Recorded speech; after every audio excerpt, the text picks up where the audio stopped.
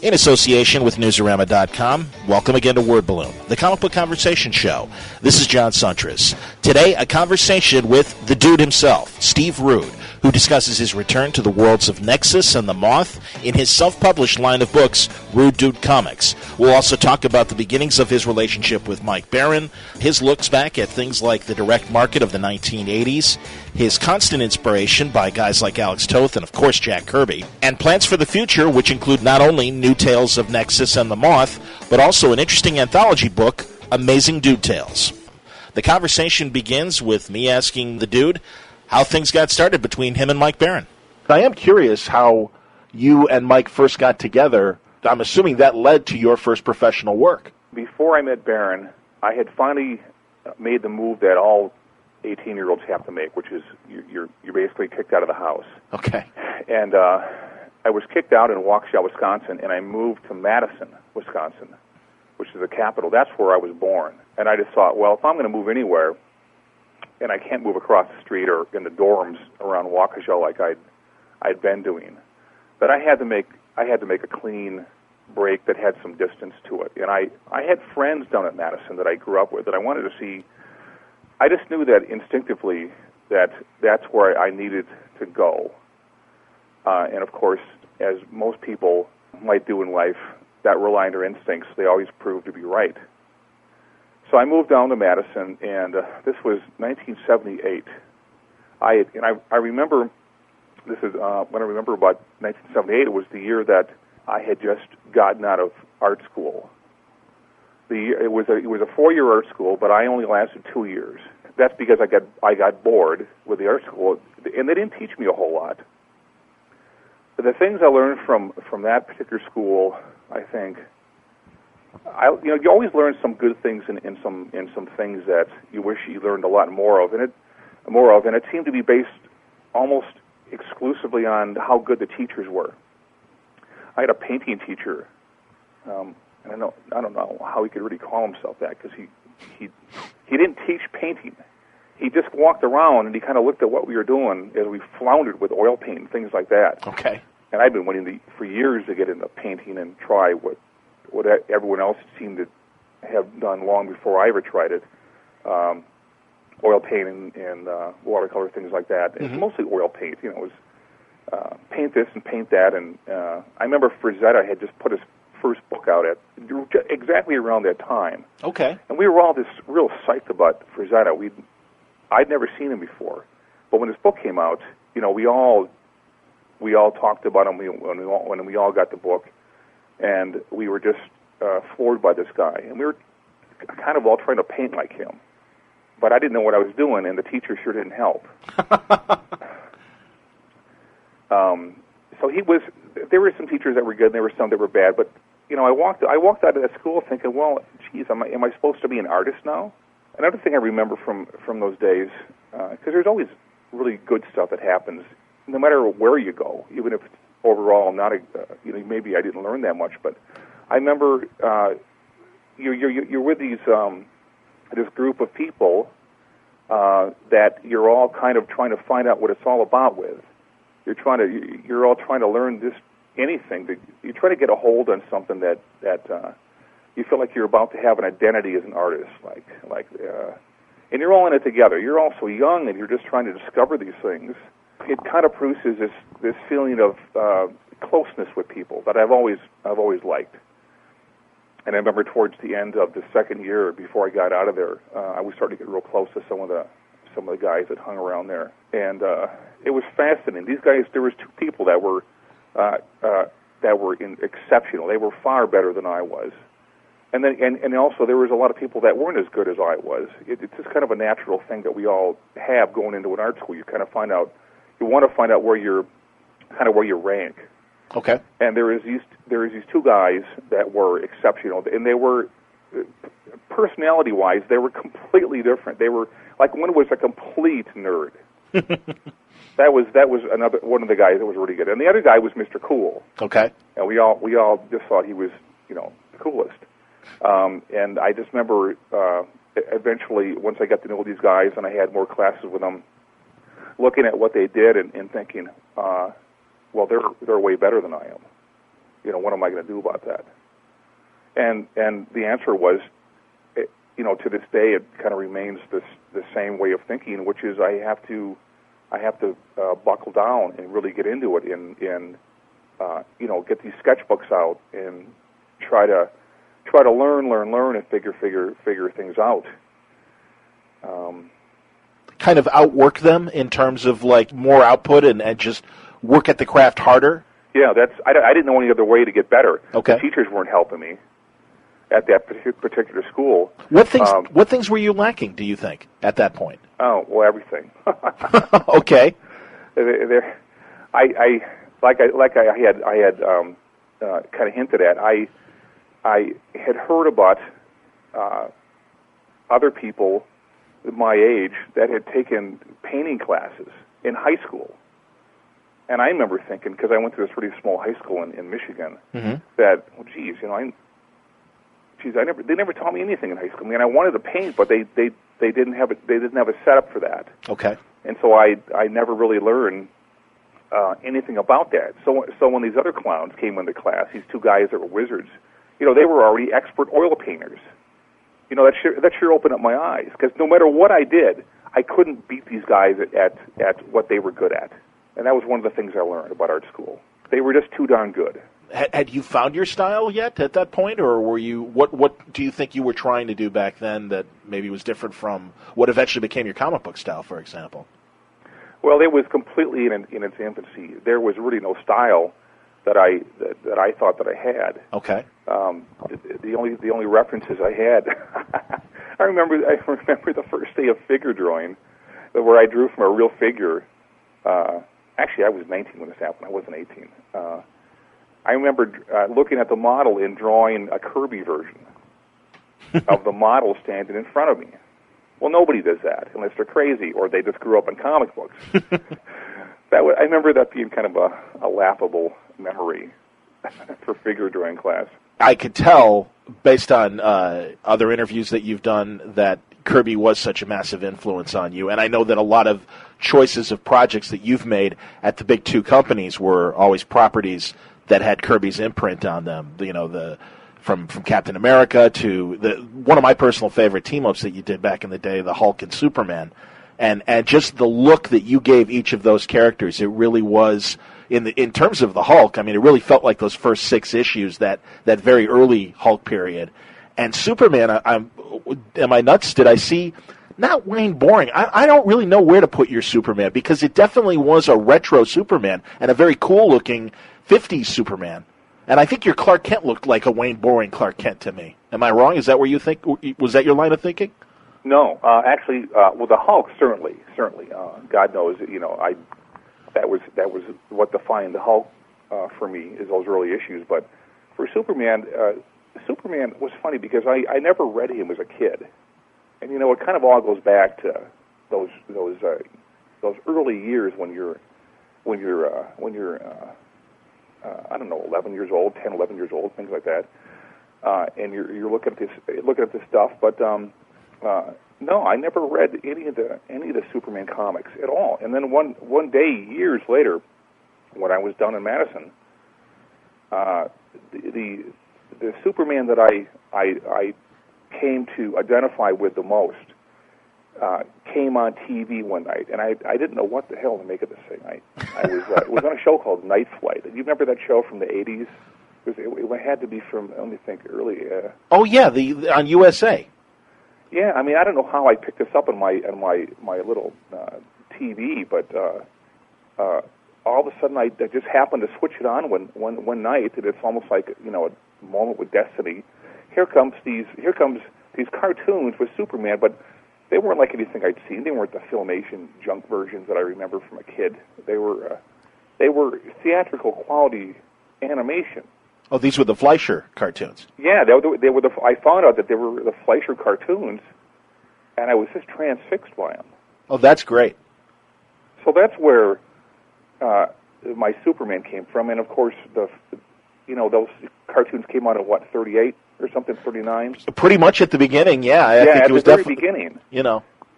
So and of course they came directly from the Schuster Superman, which I still look at as the funnest to look at, the most exciting for me. No, that's great, and it was we had seen before in Treasury Edition size, DC and Marvel team-ups where Superman and the Hulk fought, and it was very modern looking and taking nothing away from the guys that were working on those books, and I think it was probably Ross Andrew, and it was great to just see this very retro, both of these guys at the early stages of their career, Superman and the Hulk kind of fighting each other. And you had a great Roger Stern script, but really the art just really popped on that series, and it was such a fun book to just look at. Something that fell out of a wormhole from this cross between 1940 and 1962. So it was great. Well, as someone who does this stuff, there's no greater thing you could hear from anyone than to hear that they were just playing fun, and fun is a major ingredient of what I'm doing with why I formed the Rude Dude Company. We'll get into that a lot later, but. Because there's so much other cool ground to cover. But I think the coolest thing that happened when I was doing the Hulk Superman, besides working with Glenn Greenberg, who's just a marvelously nice guy, is Harris. Bob Harris was the editor-in-chief of Marvel at that time. Okay. And apparently, word got back to me when he saw the pencils that I had done. He goes, he says, what's taken somebody so long to do this version of the Hulk? And obviously I didn't know what to say about that, except I agree. I mean, what took me to come along and I mean, isn't that the coolest version of the Hulk you can do? Yeah. So why did it take forever for somebody? It seemed kind of silly. Yeah, at that same time or near that same time, you did that Bruce Jones Captain America story, What Price Glory. I believe it was simultaneous to the Cassaday revamp of Cap. There was a very kind of introspective Captain America being portrayed in the John Naber and John Cassaday Cap. Meanwhile, you and Jones had Cap, doing what he should be doing, bouncing off the walls and fighting secret agents and having a good time. I did not see those other Captain America series, but. It makes me wonder, when I hear those kind of things from people like yourself, how many other people think like that? As far as they get this excitement feeling from someone who's basically just trying to capture the glory moments of the books I grew up on. And how come more people don't do that? And if so many people tend to like that kind of thing. Well, I wonder if they do tend to like that kind of thing, because obviously, a lot of people at Marvel considered me they were wondering why I was doing work like that, why I was riffing Kirby and things like that. I remember hearing something about, Rude can draw anything. Why does he want to do this Kirby stuff? And they obviously, I don't know if they couldn't, possibly understand. Maybe they just couldn't get it. I mean. But to me, it was all about, this is what Captain America was to me. Sure. If you want to know what Cap is, I'll just throw you Tales of Suspense. Yeah. And here, check this out. What do you think? How does it make you feel? Do you like it? Do you get excited? Is there anything better than this? And then I'll give you something from any other period that they weren't doing anything like that. And I'd like to know what people think about that too. Well, and comparison-wise, there should be room for both. I mean, that's because I'll admit I like a lot of what's happening in the writing side of today's comic books, and I like that there is a depth to characterization that maybe wasn't there when you're only a few years older than me, but so I think we shared a lot of the same reading years. The books then and everything, they were geared towards a younger audience, and characterization I think had to be a little more simplified. I mean, there was still. There was a big difference between the way Captain America was being portrayed and the way Reed Richards was being portrayed, or Bruce Banner, or anybody else. But I like the conversations that I see in a lot of today's comic books because I think it does add to character. But I do think that there was nothing wrong with the dynamic action that we had for decades from Marvel and the better DC artists, guys that were when Neil Adams came on and really kind of made things happen on things like Deadman and things like that. Yeah, the whole argument of back then versus today. All I can tell you is that what they did back then suited me completely, and completed all my ideas of how far comic books should really go. Because today they take them into a realm that is completely different than what I enjoyed. So, ergo, I don't enjoy many of today's comics because of that. Okay, let's. I wanted to go back. I do want to know the beginnings of Nexus. So you come out of art school. You've only been there for 2 years. Did you want to do comics? I mean, it's obviously it sounded like you're more excited about really learning portraits and moving on to being a more commercial artist versus what was there in comic books. What led you to comic books? No, I was entirely focused on comic books, John. Cool.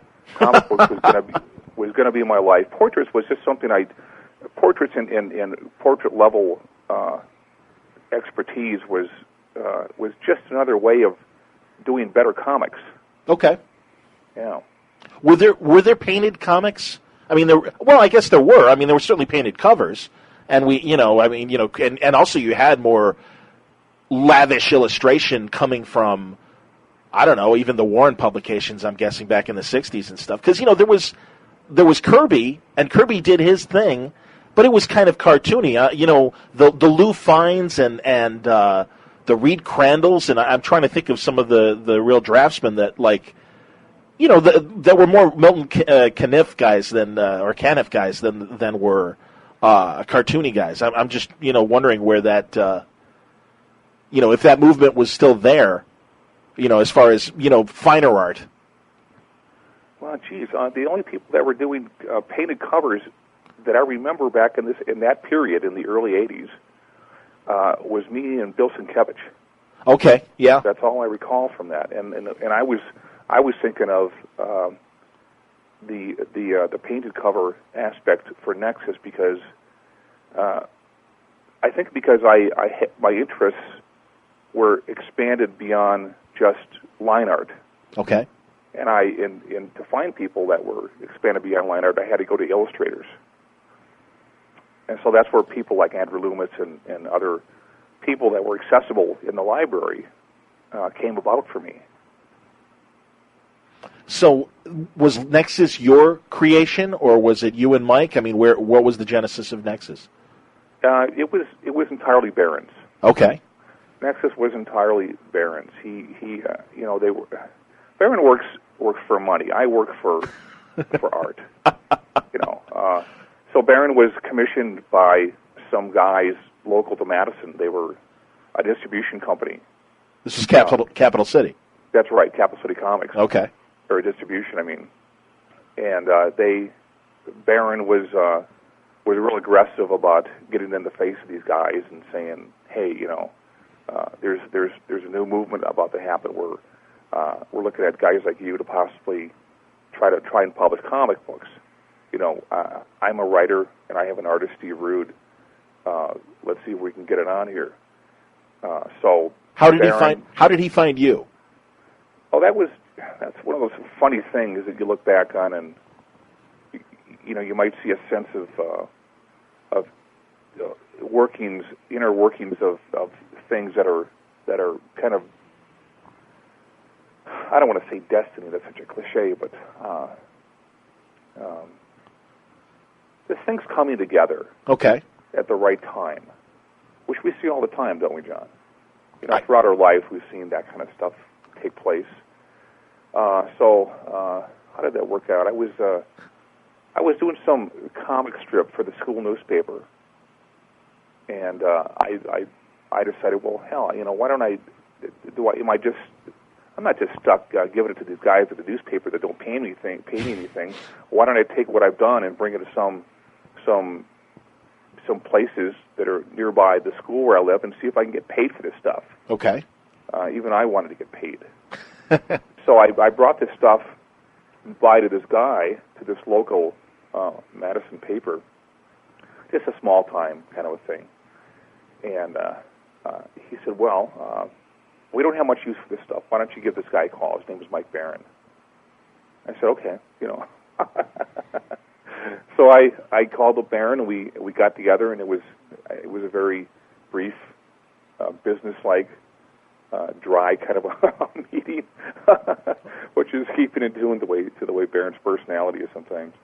And we started to do these stories that Baron had thought up. The first one was about an encyclopedia salesman in the future. Okay. I remember this 24-page book took me like a year to do. But I was learning, and I was having a good time, and I was keeping busy in my little room at the YMCA. And so we got that done, and it didn't go anywhere, so we did a couple more things. In the meantime, I think 1980 approached, and there was something in the air that was going on that was fascinating. I think from that thing in the air that was going on, Baron and I created Nexus. But Baron created the whole backbone of the story. Okay. And I remember going over to his house a lot back in Madison. Baron lived over in town about 20 minutes away, and I remember I had to take the bus over there. And I remember for some reason, I remember most of the times going over there where the weather was freezing. Well, it was Wisconsin, so I can understand that. Yeah, and Madison gets so bloody cold. That feeling cold. But come to think of it, I'm remembering a couple times when it was warm out. Always preferable. And Baron started to tell me about this character. We did not have the name first, though, which was interesting. The name came later on, but Baron had this idea of, the basic premise of this guy who would, go into this tank and he would have these nightmares. We call them dreams, but they're actually not dreams; they're nightmares. Mm-hmm. And anyone who's ever had nightmares in their life knows how horrible these things are. And that's what would happen to Nexus. He would go in, have the nightmare, come out, and he would know that he had to go and find the guy that was the cause of the nightmares and polish him off. Well, and what I always loved about Nexus was the, not juxtaposition because it always blended well together, but how cartoony the aliens were and how beautifully classic the humanoids were. And that was my weird, I don't know, what do you call it? I can't think of the word. I just had all these different influences that just came out. They just come out. I don't know where I do know where they come from. There's a lot of Dr. Seuss, and okay. And I remember when I created the visual stuff for someone like Dave, I was thinking of the Planet of the Apes. Oh, okay. And Sunderpeel was actually, her and Dave's roles were actually reversed. Sunderpeel was actually someone who was just hanging out on an island for the longest time, and I created her based on my own preferences about gorgeous women. Well, you got good taste, man. Yeah, I mean, she was, pretty amazing. Blonde and just gorgeous. I mean, does anyone ever draw ugly women in comics? No, we all draw these beautiful, beautiful girls because, I don't know, without getting Freudian, why do we do that? Is it just because they're more fun to draw? Is it just fun to be able to draw a beautiful girl? Well, I'm sure it helps the audience. I think the audience prefers looking at a beautiful girl, so I think that... Yeah, well, I guess so, because, I never remember anyone in a comic book that was a lead female looking ugly. No, only villains like Granny Goodness and, people like that. I don't know, did that answer the question? Oh, absolutely. Well, no, yeah. And my other question is, and I'm guessing it might be this encyclopedia salesman, but, what led you to the backdrop of space, or, what did you do to kind of, get prepared to draw some of the spacescapes that you ended up drawing in Nexus? Well, I thought about Space Ghost. Okay. That's what I was going on in my head. Great, man, I'm telling you, I was just such a fan of that series as well. And that, being a little bit younger, it totally hit me when I was 4 years old, and that really was an incredible Hanna-Barbera cartoon. This episode of Word Balloon is brought to you by AlexRossArt.com. Coming up in the later part of the summer or early fall, from Abrams and Marvel, it's Fantastic Four, Full Circle, written and illustrated by Alex Ross. It's a rainy night in Manhattan. Not a creature is stirring except for the Thing, Ben Grimm. When an intruder suddenly appears inside the Baxter Building, the Fantastic Four find themselves surrounded by a swarm of invading parasites. These creatures, composed of negative energy, come to Earth using a human host as a delivery system, but why? The Fantastic Four has no choice but to journey into the negative zone. Great story, great creator, as you know, Alex Ross. Really excited for this project. He's been working on it for a really long time. And, man, you are in for some spectacular images. And if you want to get a preview for this, all you need to do is go to Alex's website, alexrossart.com. It's there also, as always, amazing paintings, sketches, lithographs, posters, every price point, epic images. You know the name. Check it out, alexrossart.com. Yeah, it's pretty funny because Space Ghost was something that I had never even, once it got off the air, back then, people my age understood it to be, well, that was it. That it's off the air. You never see it again. It was canceled. Sure. It had 2 years. Now it's gone forever. You just have your memories of the thing.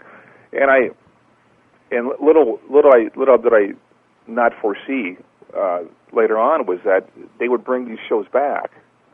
I remember they brought back. They must have been looking for something to throw on Saturday morning because they didn't have anything new. But they brought back Space Ghost and Frankenstein Jr. and the Herculoids. Yeah, eventually they brought almost all that stuff back in some form or not. And then then the videotapes came out and we had those and then the DVD finally came out after all these decades of time passing.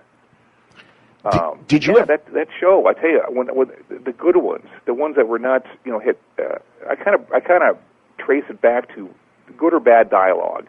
Okay. On the show because they were all visually pretty good. Oh yeah.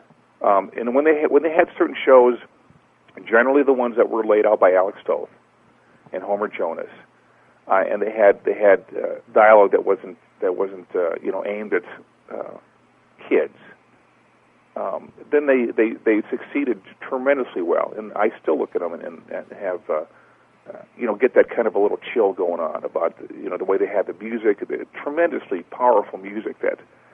Boy, I look for that nowadays, John, and I did in cartoons, and I don't see anything that ever equaled those, the sound effects or the music, the soundtrack of those old HB shows. They were just chilling sometimes. Did you buy that Rhino box set of CDs called Picnic Basket that really had all the scores and sound effects from all the Hanna-Barbera stuff? Son of a gun, no, but I have friends that maybe did get those, and they would send me the cassettes.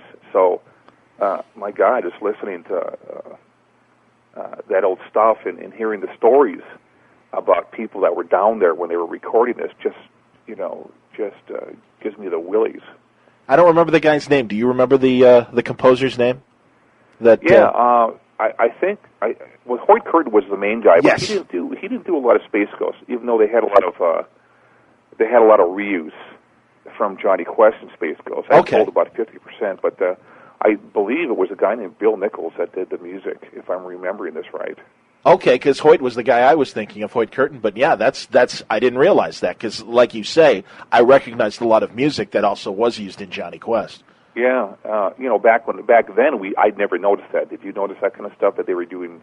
Oh no. Yeah, we didn't notice any of that back then. We just, that's what's great about being a kid. You're just not smart enough to not enjoy things that are the way they are. They're delivered just the way they are.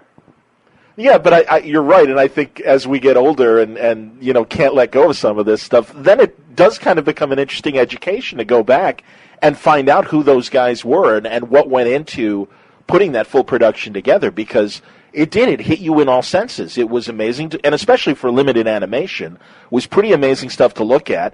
And as you say, that blend of the score and sound effects, it really was a great production. It was a great cartoon and a lot better than a lot of what was going on Saturday mornings back then. God, so well said, John. Hitting you in all senses. Boy, that's I have to borrow that someday. That's Feel free. Exactly. I have such a hard time. There's trying to find the right words. Being a visual guy.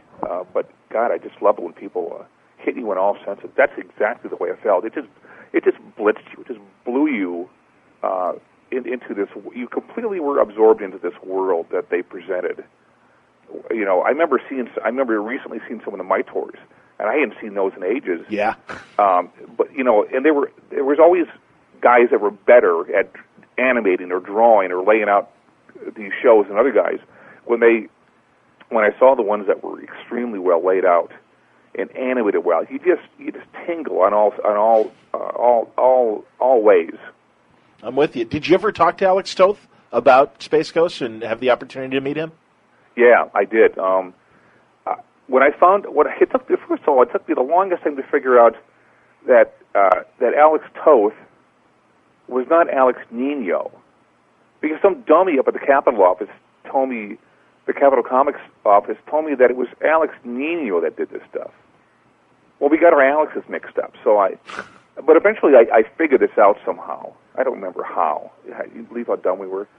But when I found out that Alex was behind all this stuff, Alex Toth, I called the guy up. And it's a good thing that nobody told me what I might be in for, because you don't really want to tell somebody, that he's a grouch and stuff. So I just called him up, and I said all these great things about him, and then I dropped the name Space Ghost, and he while still in a fairly okay mood, told me that he didn't like Space Ghost. Really? He didn't like it because Alex perceived the show as being just a multitude of compromises, and that the show he was proud of was Space Angel. And I said, "What the hell, Space Angel?" That was a great show. Yeah. I didn't know anything about it because I never saw it. But until right before his dying day, a friend came up to Alex's hospital room and showed him some of the old Space Ghosts. And Alex finally, according to this guy, acknowledged why this show had done so much for all these people that came up to him every year and said, "I love Space Ghost." Well, that's good. Yeah, isn't that a great way to end a guy's life? Is not on a bitter note, but him finally being able to see something he was never able to see because it was his temperament and the perceptions that he had back then of all the compromises, that he would not look at it like that anymore, but he would look at it as, this show really counted and what I did made a difference. Well, I only hear nightmares about animation even today, so I don't imagine that it was much better, 30, 40 years ago. And I'm curious because I loved the animation piece that you did for Nexus to kind of shop it around as a potential cartoon. Oh, yeah, thanks. And I wonder, with the advances in technology, if it would ever be something that you would want to pursue yourself, because, again, I understand the headaches of dealing with corporations, and sometimes, when you give them something that's yours, how it can be manipulated into something very different. So I understand, I can see where he was coming from. But do you ever think about, with the Flash animation and the things that are going on? Because, and I mean, again, wow, that 3 minutes, that's really a great 3 minutes of action, and really gives you, a great look at what would be a wonderful, cartoon version of Nexus. Well, thank you. Foremost, I came to the conclusion after I was finally done with this thing that the ultimate audience for this was going to be the fans, and that I was not going to pursue it as a viable thing to submit to networks and all that. I don't know, something inside me after all the pitch meetings I've had previously in the years before, where I did go and pitch Nexus to every Joe, Dick, and Aunt Harriet's dog, that I would just back off from that and just I'm glad that moment of clarity came over me, where I just stopped thinking of this as something I would try to sell. Things got a lot more relaxed, and I was able to enjoy it for exactly what it was, which is, okay, well, I wanted to see this done. I desperately, fanatically wanted to see it done, and I did it. And by God, even though I almost lost the damn house, it got done exactly the way I wanted it to be. And so it remains what it is, just this 2-minute DVD for anyone who wants to check it out who might be interested in what this Nexus thing is all about. And you have it on your website then? And I don't know. I never go to my website. I saw it on. And again, prepping for the interview, I saw it on one site, and that featured an interview with you, a written interview, and I remember it's so funny because I remember seeing it a few years ago, and I don't know, this was earlier internet and stuff, so I don't think video ran as smoothly as it does now with broadband, but I never saw the whole thing. Because my damn reel player would always end up screwing up, so I never got to watch more than 30 seconds of it. So it was really great to see. So, and as you say, I can appreciate the cost in terms of animation. But you just feel that then it's just doing this, 2 minutes is cathartic enough that, okay, you got it out of your system, and if there ever were to be a cartoon, this is it? Yeah, if there ever were to be a cartoon, John, it would have to take some pretty remarkable things coming together. First of all, there would have to be somebody with money who is not greedy and a bully, because I can never tolerate that. I'm just here to have a good time with this stuff and do the show the way I always saw it, which is the whole another of the, I guess, one or two reasons why I had to do this thing the way I saw it.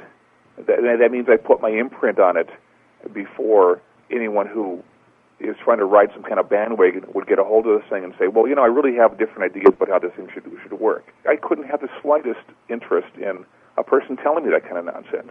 I understand. Who would? Sure.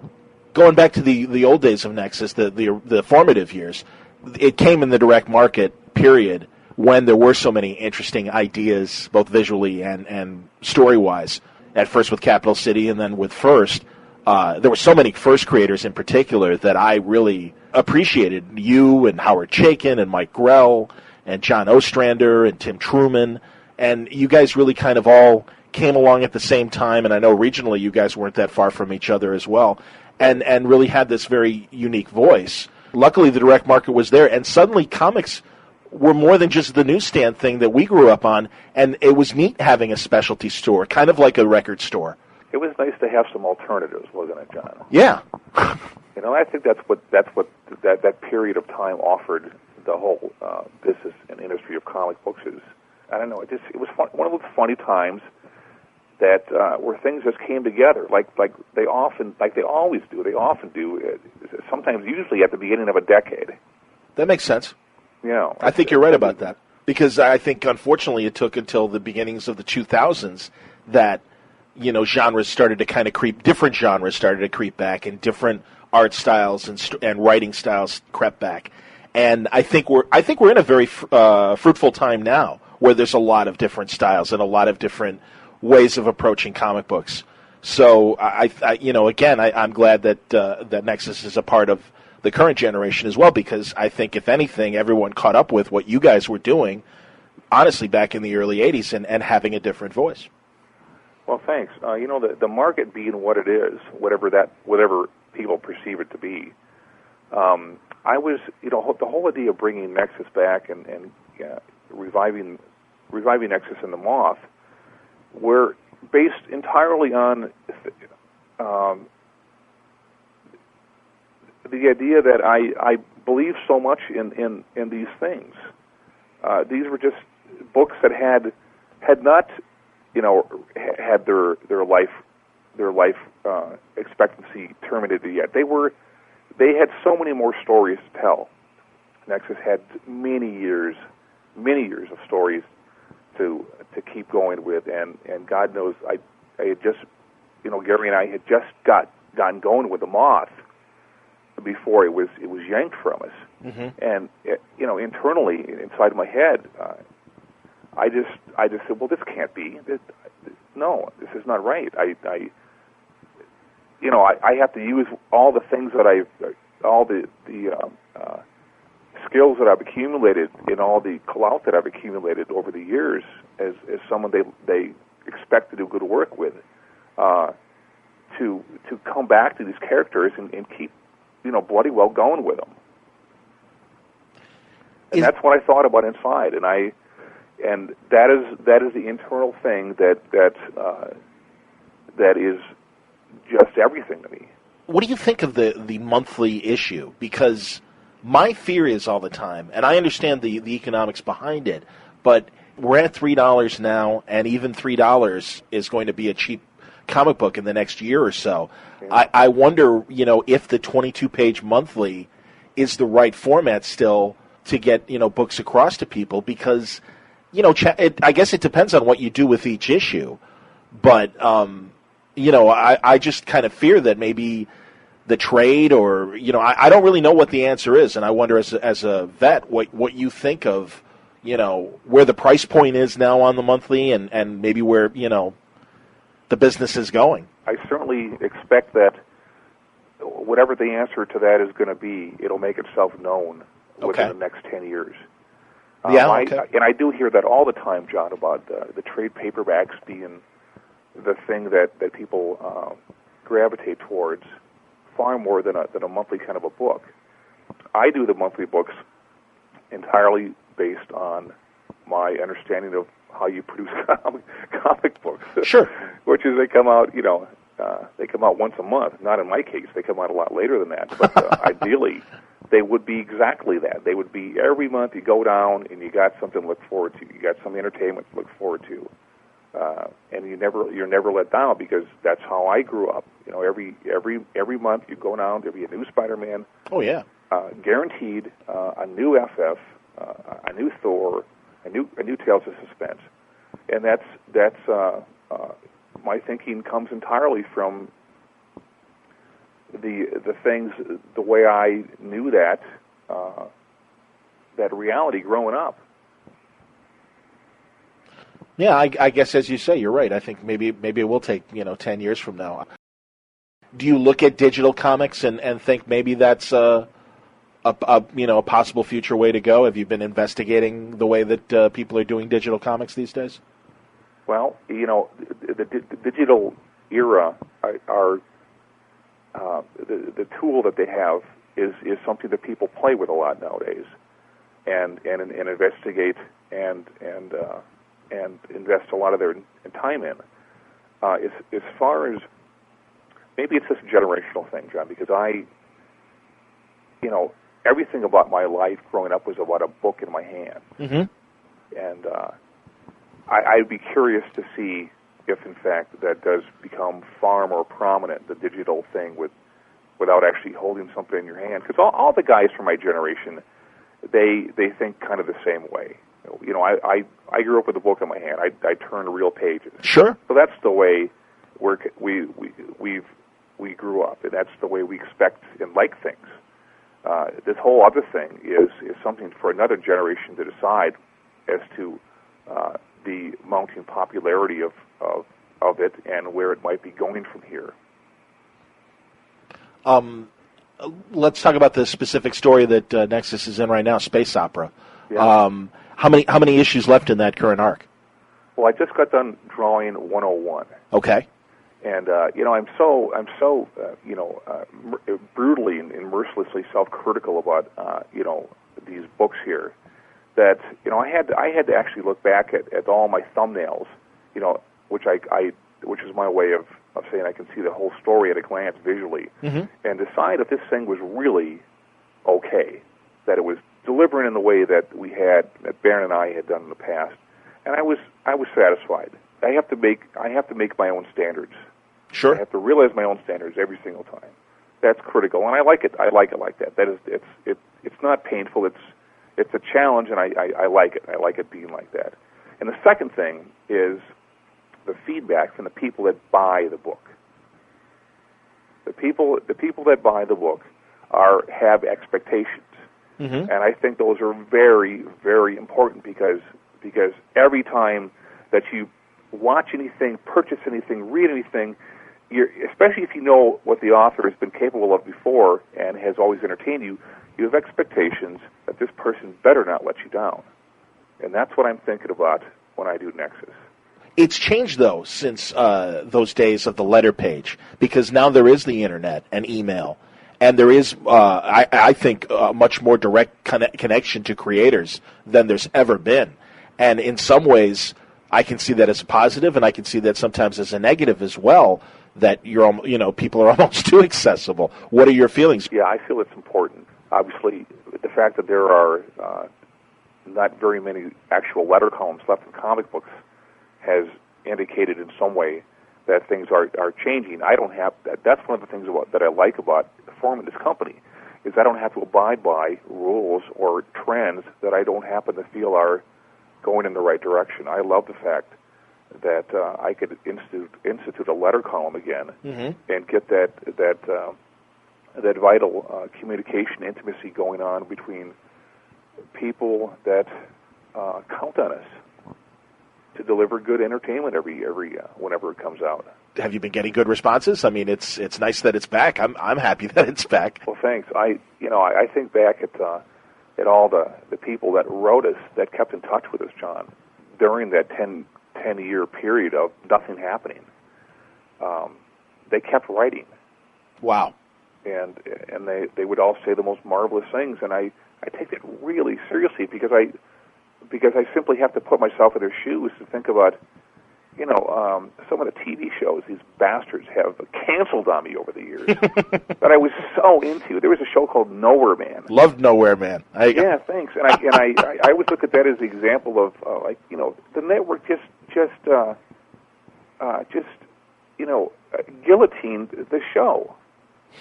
Why did they do that? Yeah, no kidding. That kind of stuff. And so that's the way I kind of think about it. I think about how when you see shows that good, and they're suddenly taken from you, how your life becomes lessened from what it was. And I don't in any way downplay the importance of escapism or entertainment. That's one of the most important things that people can have in their life. Its place is so vital to me to have that, versus the reality of all the other things that don't make you excited and don't make you feel that you've got a great reason to get up in the morning because you have a bad job or something that you don't like, and those things are just paramount to my understanding of a balanced human brain, and to be bringing Nexus back like that. My biggest concern was to not let people down in the way that the quality had lessened in any way. It had to be what it was, because that's what people expected and wanted. So I had to do it. Well, and as you say, too, you had lots more story to tell from, before being canceled. And, this obviously affords you the opportunity to kind of get back and tell those stories. When it comes to your art, does it take you longer now? Do you think because of keeping in mind that level of quality you want to maintain, is it tougher for you to really say, okay, the page is done? I know, speaking to Mike Mignola, he said that he has gotten slower because he really wants, every page to count, and he really does kind of find himself second-guessing and worrying that, he wants to maintain that great Hellboy standard. And I'm wondering, obviously, if that's the same case with you and Nexus. Well, I'm happy to say, John, that the worrying part of it has not raised its head yet. Okay. I haven't. The process of reading the script and doing my thumbnails, which is kind of the foundation of everything that makes the book work, is still just the way it was. But I certainly don't find myself having gotten faster. Okay. Now, if someone said, "Rude, you've got a gun to your head, you better deliver this book in a month," I would. I don't know. I mean, I've gotten too used to working as an artist and not as a guy who meets deadlines. Sure. So I would say that I had to back in the old days. I had to get at least a page done a day, and I was good about that. I was pretty much made that. But my life was also a little simpler back then too. Sure. Well, yeah, now you've got kids. I think about Kirby and all these other guys having kids, and what excuse is that? Yeah, but then again, Kirby, even I guess if the stories are true, and I think they are, that there's a guy that would spend 12, 13 hours a day, to maintain that speed that he needed to maintain or whatever. So I don't know. I mean, I don't think his kid. I think his kid still found enough time, and I think he found enough time to be with his kids. But I don't know how he did it. I really don't. I don't know how he did it either. But I think about Jack. I must think about Jack Kirby every day, and part of me part of the thinking is Jack made me what I am. I thank God for that. And the second thing is, how in the hell did this guy do it? Yeah. Did you get a chance? He didn't just do it for 10 years. He did it for 20, 30, 40 years. And yeah. He never, ever, as far as I know, ever had a nervous breakdown or anything like that. Hell, I've had at least 2 nervous breakdowns. Wow. Yeah, I mean, just trying to, I don't know what it is. It's obviously just a brain thing. Kirby was blessed with an Einstein-type brain where his artistic lobe must have been just enormous.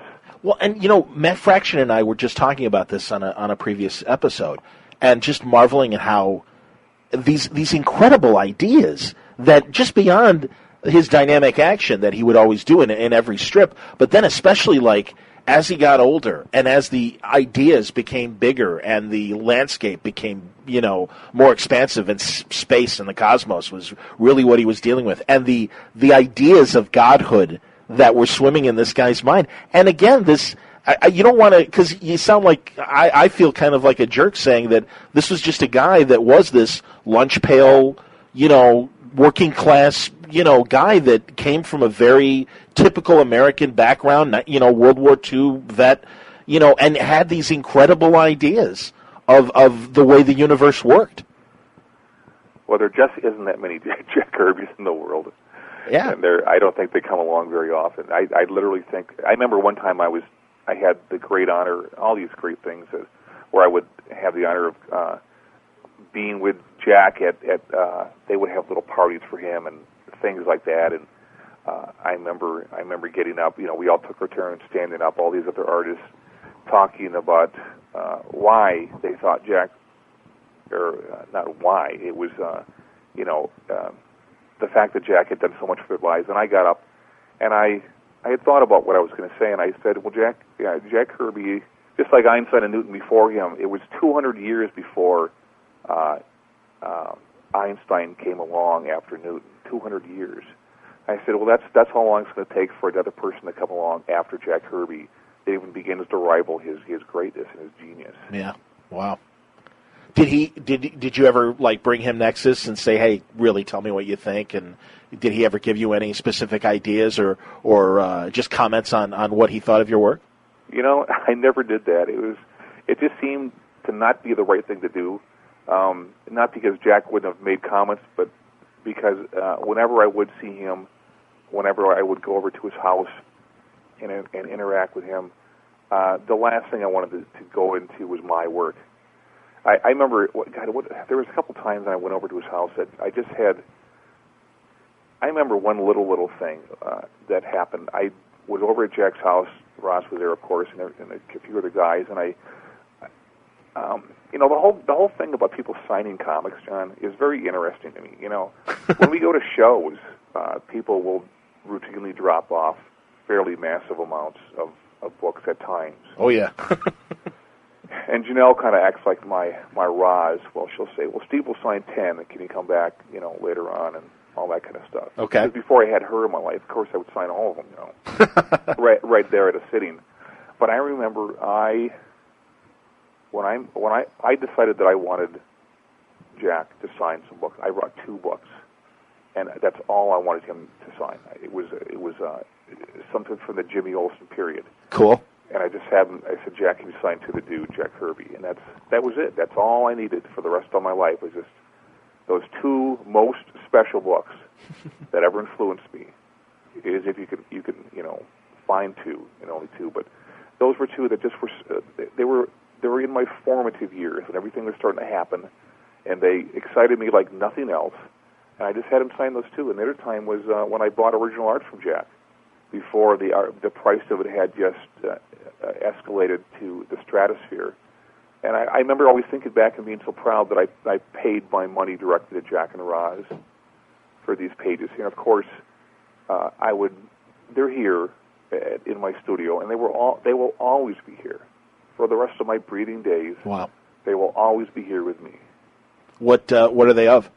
God, one of them was a Coletta Inks page from Jimmy Olsen with the Guardian. I was bonkers about the Guardian. I just was crazy about this character. Me too, actually. Yeah, boy, I tell you, we have a strangely similar taste.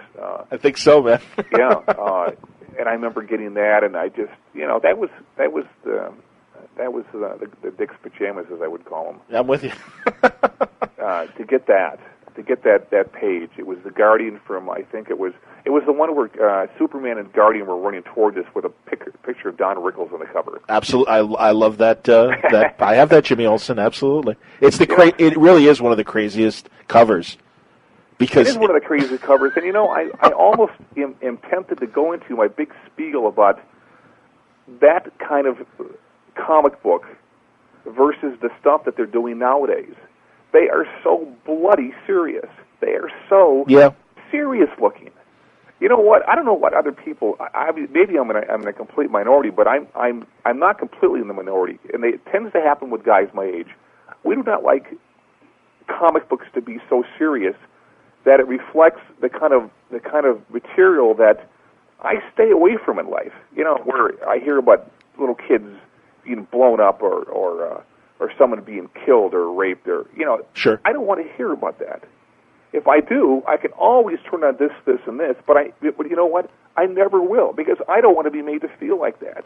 I know it's out there. I've been hearing it all my life, but I don't want to hear it anymore. And so when I think about Jack Kirby's, when you mentioned the thing about, how much fun you had and how much fun I had looking at this stuff, and the way the comic books are so serious today, it's a no contest to me. I mean, why would you want to do that to yourself by reading stuff that's got the qualities that make you feel rotten in life? No, I understand. Yeah, and when I think about that issue that I just mentioned, the Kirby Jimmy Olsen issue, I think about how the elation you feel inside yourself. This is the wonderful, great feeling from reading something that not only has the drama, taken to the tens, but also just the other things that go into a story, all the goofy stuff you don't expect to see. Whoever can do something that entertains me in a way that I haven't seen before, or maybe I have seen before, but they're doing it in a different way, those guys have my allegiance.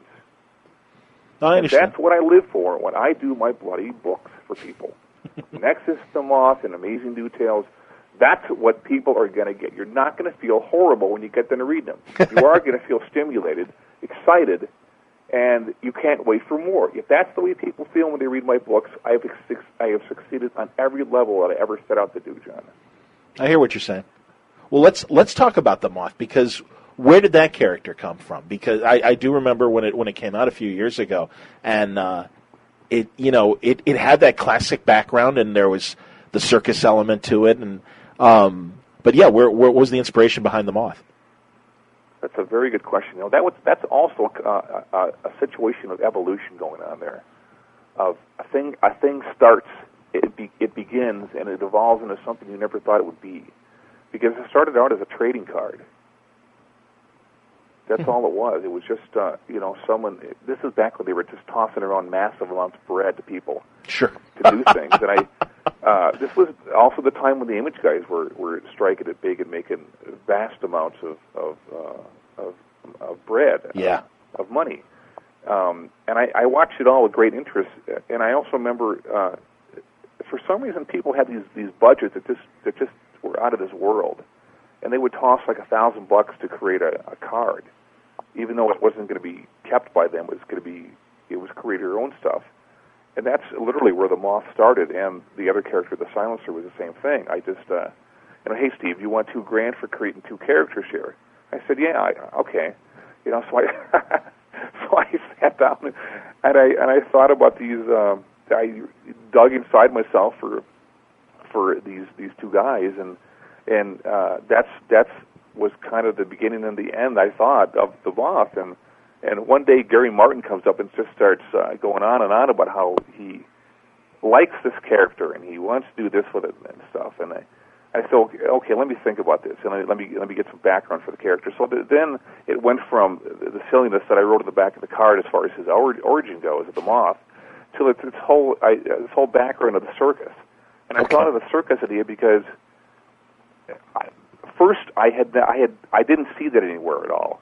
I didn't see anyone using the circus as the dramatic backdrop for these stories. And again, as anyone who creates these things can tell you, we kind of really don't know where they come from. They just kind of, I know I didn't want this, and this, and God knows I had a cliche meter built into my head after all these years.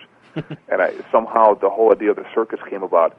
And another thing led to one thing led to another with the whole circus idea. And what it was the idea of this. I wanted this to take place in the real world, and I thought, well, the costume this guy has. I mean, what is the real reason for this? Because for some reason I was determined to not, go the silly route of he's got a costume because he has a costume or whatever the hell, Mm-hmm. To me, he had the costume because that was part of his aerial act. Sure. And I was also thinking of wrestlers at the time. Wrestling was getting way bigger than it ever was when I was a kid. It had just expanded into this mania, this Hulk Hogan, stuff, and Andre the Giant. And, they all had, in these Mexican wrestlers, they all had these crazy costumes on. And I thought, well, this is perfectly in keeping with the whole thing that I want to do here with the circus. The seamstress the circus seamstress had made these costumes for all these characters, and this moth costume came about because of, the following reason. So, once my thinking along those lines ignited, it was just, I mentioned evolution. It kind of just was started there, and this begot that, and it just kind of kept going. And pretty soon we had a whole damn cast going on, and I thought, well, do I want the cliches of the bearded lady and the strong man? I thought, well, yeah, of course I want that. Sure, it's part of the circus. Everything is in the character anyway of how you portray these guys. But if I didn't have that, people would feel like there's something not there. Sure.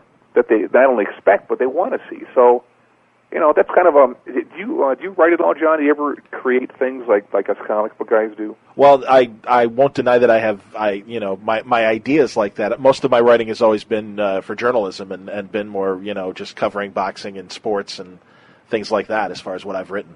So you've never done the kind of creative writing that I'm talking well, about. Well, like I said, I've got a few story ideas. I won't deny that. Great. So, but I always feel silly saying that to someone like yourself who's really doing it.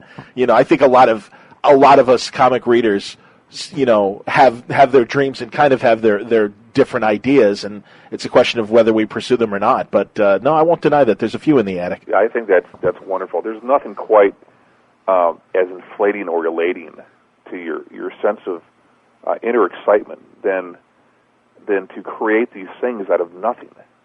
Sure. And then to find out and to realize that there is something substantial to them that makes it a worthy vehicle to actually put in a comic book and be taken seriously. There's nothing more exciting than that. Well, that's cool. Now, what the plans for the Moth are, once Space Opera is completed, then you will start releasing the first Moth arc under Rude Dude? Oh, yeah. Man, you ought to see the stories that Gary's come up with. It's just nuts.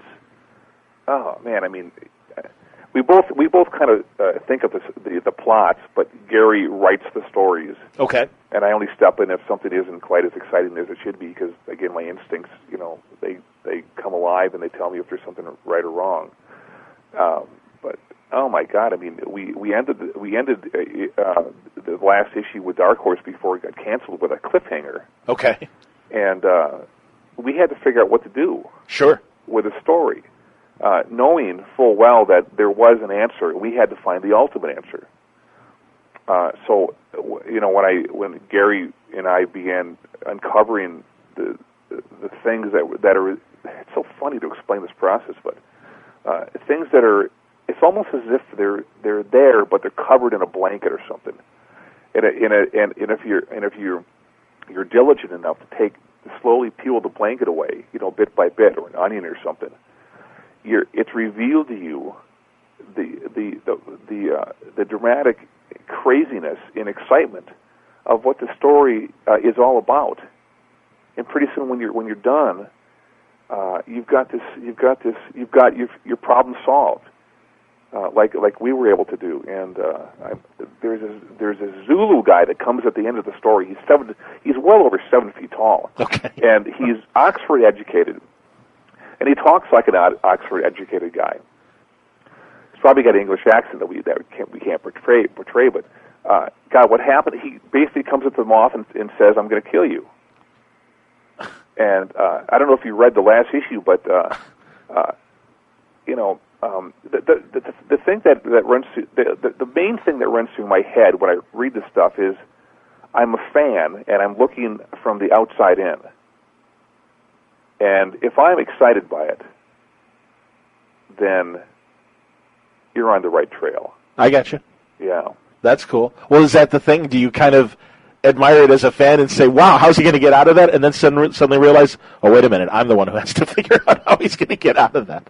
Well, you know, that's the fun part. That's the you know, after all these years of being exposed to these fantastic artists at the greatest decade to ever read comics in, I mean, that's, by God, if I can't measure up to the genealogy of what I've been exposed to make my mind the way it is right now, the way I think about things, and my sense of what makes a comic book the best it can be. We've got the next 4 issues accounted for story-wise. In fact, I've got it all blue penciled out. Great. When we got canceled, I said, Gary, just keep going with it. Let's just keep going. Let's not stop and have to restart it ourselves. You know, whatever that may be, years on the line, possibly. I didn't want to do that, so I just kept going, and so all that has been worked out. I just have to, you know, draw it, ink it. It'll be inked and lettered and all that stuff. Okay. And after that, we already have a really good idea where the story's going to go from there, because you know, with all this time that we've had with the Moth, we can just sit there and we'll be sitting at the drawing board, Gary or I, and suddenly this fantastic idea will pop into our head, and we just know this is where we need to take the next 4 issues, beyond the next 4 issues. And is that how you're seeing these stories? Is 4-issue arcs? Is that? Yeah. Okay. When I think of that idea, that's I don't know. I somehow got into this 4-issue arc thing from previous Nexus stories with First and the Moth, but that's the way that it seems to be. We want to see. We want to go with it. Well, I think that's great, because I also think, first of all, I think a lot of 6-issue stories, today's 6-issue stories, can be told in 3 or 4 issues. So, as a reader, I think that's a good idea. And secondly, it seems like that would be a good collectible way to put out a trade as well, and have it at a price point that, you know, for someone to really say, here's the complete story, that, you know, they might be interested in getting it, and, you know, you could keep it at a reasonable price. Yeah, that's a good idea. It's the format, the plan for Rude Dude is actually very simple, and that is 4 issues of Nexus, 4 issues of the Moth, 1 oversized issue, 68-page issue of amazing details, where we experiment and have fun while also putting stories of Nexus and the Moth in there. Okay. And then it's in perpetual rotation, and then at some point, which is the right point to do these things, we put out the trades. Okay. And ad infinitum. That's the way it'll be.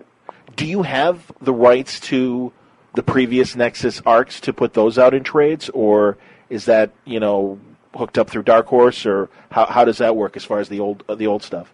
I'm not sure, but I can tell you this: the relationship that I have with Mike Richardson is just an excellent one. He's just a great guy. That's good to hear. And, yeah, it's just completely amiable on all levels, and he wouldn't do anything to not give me what I want unless there was some business reason at the moment that needs to be just worked out. Well, that's cool. Yeah, it's great. Well, now let's talk about Amazing Rude Details, because, or no, am I saying it right? How No, you said it right. It's amazing.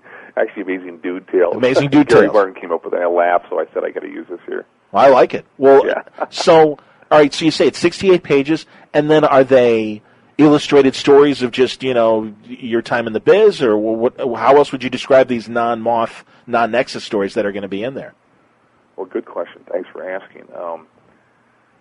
The cool thing about the concept of this story actually came from Mike Allred. And we were talking one day, and he started telling me about this grab bag Madman book that he was putting out. Mm-hmm. And the grab bag part of it excited me, because what that word means to me is you can do anything you want. And so I started to think about that. Well, what do I really want to do? Well, let's put in Nexus and The Moth as foundational things that people will get regardless of whether they like anything else. The Silencer was a trading card that I never developed. Let's put him in there. Let's put in the character that me and Baron created called Oragami, which never saw the light of day by anyone, but we've got great stories for it. Let's put that in. You can see how this is going to work, right? Sure. You start thinking about all these things that would never have been seen by anyone or developed, and suddenly they are going to be. So that part is just the greatest part about this whole concept of the grab bag book. And then I thought about two other things. One is a macabre story.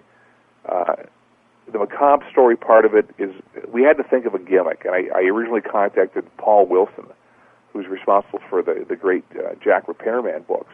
Okay. And things did not gel with that, and I ended up having to find.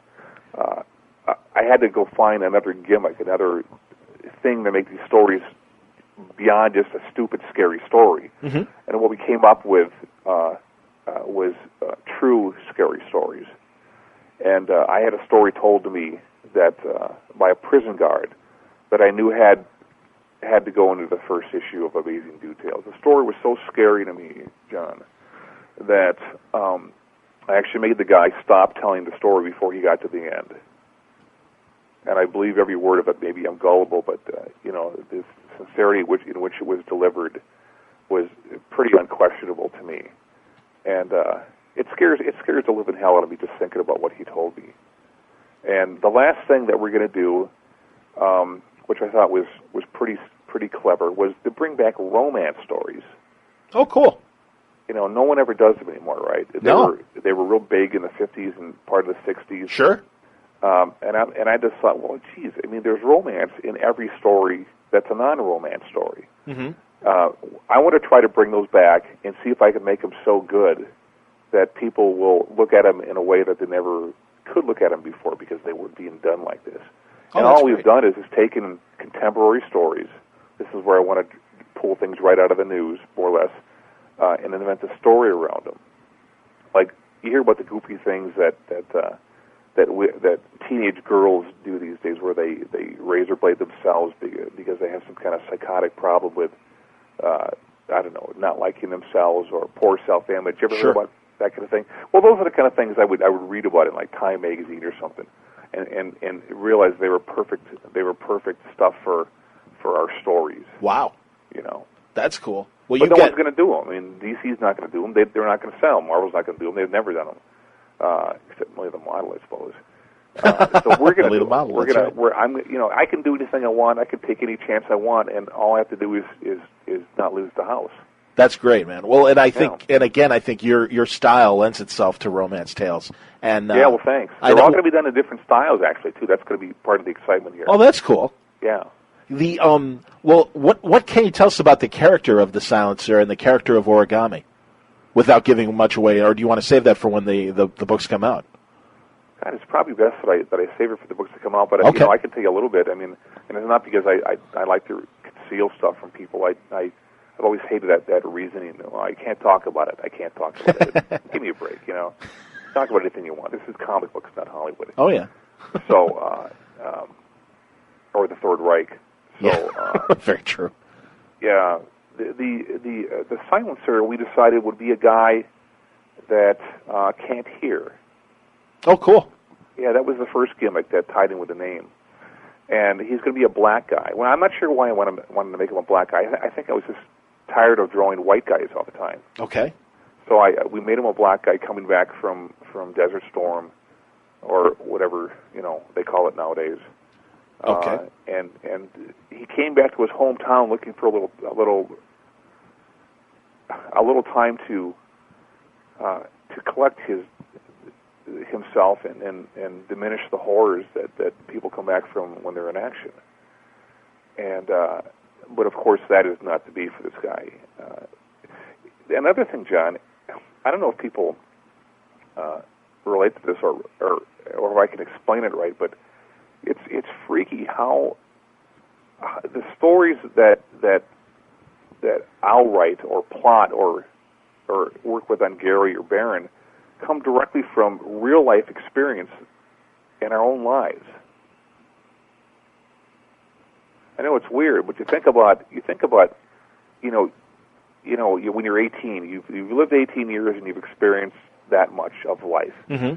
and then suddenly you turn 30 and you've got 10 more years of life experience where all this has happened and that has happened. Well, okay, you go 10 more years, you suddenly 40, and you've accumulated 10 more years of things that can be outright bizarre at times, and they're all stored in your brain somewhere. All the things that happen to you are in there somewhere. Sometimes submerged, sometimes on the surface. Sure. But that's where the conviction of knowing that these stories have a foundational sense of reality to them. That's why I can pull them off with a straight face, because for the most part, if they didn't happen directly to me, they happen to Gary or vice versa, or something we've read directly about. And that's from all the elements that happen in a person's life, all the things good and all the things bad, all the things expected and all the things completely unexpected. You can draw from all those things, and with fiction, you can extrapolate the premise directly from what's happened to you, or something that happened, but you can just kind of build upon that. Sure. That's what's so fun about this job, where you get up every day and you have to be creative, because it never gets boring. It never gets dull. It can be very, very hard at times, and I suppose you can have days that aren't very exciting, and you don't want to be doing it. But for the most part, the jobs that creative people have are the jobs that everyone else wishes they did have in life, if they don't have them. I'm with you there. I even working in radio and making the few commercials that I do, it's a hell of a lot better than pushing papers in a bank or in an office. I know that. Oh, and that's exactly what I'm making reference to when I talk about the people that don't have jobs, that have jobs that they don't like what they're doing. I know a female right now that she wants to be an actress, but she's not making the things happen that are necessary to make that dream happen. But in the meantime, she's got these terrible jobs that she absolutely doesn't like, and it's just reading and listening and hearing about people's lives, real or the things you read in the magazines that you don't really know them, is God, who can ever draw comic books or write comic books and say that they have a lack of potential story material? It's just, aren't most things that people do in the world based on the times that they live in? I mean, think about Star Trek. It was all about the things that were going on around them in the world that was taking place in 1966 through 68. Absolutely. And that's the best thing to do, because usually those things are based on universal truths of some kind, people truths that never change over the years, because they're inherent to the way people think and the way people do things. There's always going to be greedy people. There's always going to be people that want immense power. And the worst of all are the people that are greedy, want immense power, and butcher people like Idi Amin, people like that. Oh, yeah. What do you do with people like that in the world besides get the press? I mean, you use them as story material, story fodder for your own extrapolations of what could be. No, you're right, and I think even the discussion of how do we allow a person like that to exist, I think is good fodder for stories and worthy of discussion in stories, and the symbolism that you take from what's around you and channel it through your stories. I always admire that kind of creativity, and I always think that's the best kind of storytelling, are the ones where if you read between the lines, you know what they're talking about, and they could be talking about things that are going on today. Yeah, that is very exciting, and it's creatively stimulating for me to call a Baron and say, hey, what about doing a story about this guy that I just read about the news here? Because in comic books, people get what they deserve. And that's what I like about comic books. In real life, they can get away with any damn thing they want. And maybe they're never brought to trial, or they never get what they deserve in life. That's just a horror to me that's just, rather not contemplated too much about. But in comic books, by God, they get it. Sure. The bad guys get what they deserve, and eventually the good guys win, hopefully. Yeah, and the heroes, I keep thinking about the way Jack Kirby portrayed heroes, and how what he did, how he portrayed them, made such an impact on the way I thought about personal behavior. It's just amazing. All these Cap stories he had, where he, oh my God, Cap had to come in and rescue some plantee that was in Vietnam or something, and the guy was cracking up. He couldn't take it anymore. There was so much going on that he just couldn't handle it. Well, Cap was there not only save this poor guy, but to get himself out without being blown up into a million pieces. And when you read stuff like that, I mean, I can't think of anything that I would have rather have read as a kid that could make such a, to use the overused word, a positive impression on me. That taught me personal behavior aspects that I wanted to adapt for myself. Because I never got it from my dad. I never got it from my neighbor's dad. I had to get it from Captain America. No, that code of morality. No, I understand what you're saying, and that's just an enormous thing to me. And I love ambiguity. I mean, look at Nexus. There's nothing cut and dry about that book. No. But that's the way I see real life, and because I do, there's a comfort in knowing that that I'm not taking easy way outs, and Barron's not taking easy way outs for character. Barron's so good at writing about this kind of stuff that you see life as I understand it to be in reality, which is we try, we fail, but we keep trying. Why do we keep trying? Well, I don't know. I mean, there's something inside of us that makes us carry on in spite of common sense teaching us that we should just give up.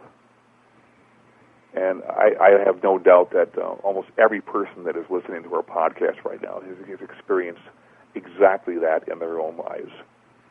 Because life can be very, very difficult sometimes. Oh, yeah. And puts us all to the test. Just like our comic books. Well, I'm glad that you're back and back doing Nexus, and looking forward to The Moth and Amazing Dude Tales, because it sounds like you're going to be doing some interesting experimentation. And I'm glad that you and Mike are able to work together again. I mean, it sounds like you and Gary have had a very good relationship, but hasn't been as long as the one that you and Barron have had. And like I say, the proof is in the issues, because I think Nexus has picked up exactly where it left off and is still great. And the end result is a darn good book that more people need to be reading. So check it out. Check out Space Opera as it wraps up, and we look forward to the eventual trade of that, and the return of the Moth, and eventually Amazing Dude Tales as well. All coming from Rude Dude Productions. Is there any place we need to direct people as far as the web, Steve? I mean, is there just rudedudeproductions.com? Is that the? I think so. Okay. Again, I don't do much visiting there. All right. Well, and then of course, if you're not getting these in your stores, definitely get previews and open it up and demand your retailer to bring back Nexus, because it's a gorgeous book, and it has beautiful spacescapes and interesting characters, and a great story written by Mike Barron, and great art as always from Steve Root. Down the line, when The Moth is ready to get going, we can come back and talk about that, or Amazing Dude Tales, whatever you want to do. Sounds good to me, John. Word Balloon is brought to you by my listeners. You are the sponsors of Word Balloon, the League of Word Balloon listeners, via subscriptions monthly to Patreon, patreon.com/wordballoon. Hey, couldn't do it without you, honestly, League. I truly appreciate your support. I appreciate your devotion, your listenership, and your patronage, honestly. If you can even spare $1 a month, it's greatly appreciated. It helps me make these terrific shows, go to conventions where I'm not sponsored, and, keep networking and making interesting programming, hopefully for you to enjoy every month here on Word Balloon. But I couldn't do it without you. Thank you very much, League of Word Balloon listeners. Again, if you want to subscribe to Word Balloon, for as little as $1 a month. All you need to do is go to patreon.com/wordballoon, WORDBALLOON. And again, I really appreciate your patronage, subscription, and attention, all of you, the League of Word Balloon listeners.